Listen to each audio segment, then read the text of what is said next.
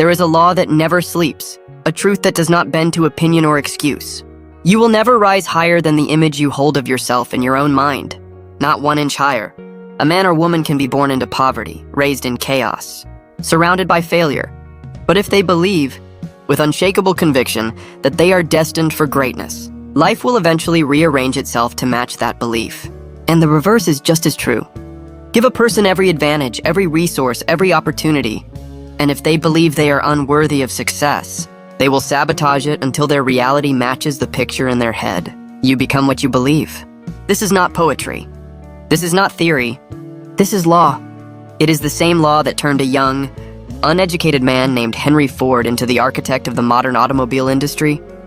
A man who was told by engineers that his vision of the V8 engine was impossible, and yet it sits under the hood of millions of cars today. It is the same law that allowed Thomas Edison to endure 10,000 failures on the way to the electric light, because in his mind, he had already succeeded before the world could see it.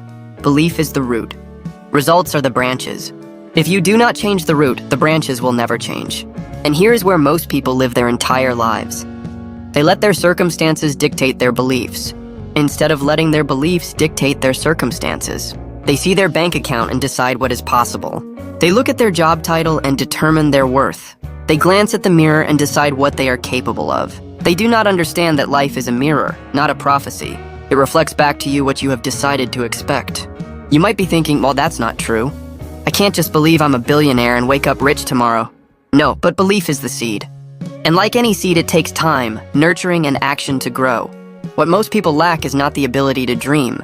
It is the discipline to hold that belief when reality still shows them nothing but dirt. This is why the crowd quits. This is why the masses settle for average. Because belief, real belief, demands that you walk by faith before the evidence appears. It demands that you plant in the spring, sweat in the summer, and wait for the harvest without tearing up the soil every morning to see if the roots have grown yet. Think of Andrew Carnegie, a Scottish immigrant who arrived in America with nothing but a hunger to rise. He worked 12-hour days in a cotton factory for $1.20 a week. If his belief had been limited to his circumstances, he would have died in that factory.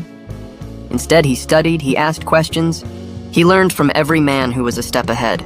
His belief told him he would be more, and his actions aligned with that belief until he became one of the wealthiest men in history. Understand this, belief is not daydreaming. Belief is not vague hope. Belief is a mental contract you sign with yourself, one that says, this is who I am becoming. And there is a danger in this because belief works both ways. If you believe you are powerless, life will give you evidence to confirm it. If you believe you are unlucky, you will walk past opportunities as if they were invisible. If you believe people like me don't succeed, your subconscious will make sure you're right.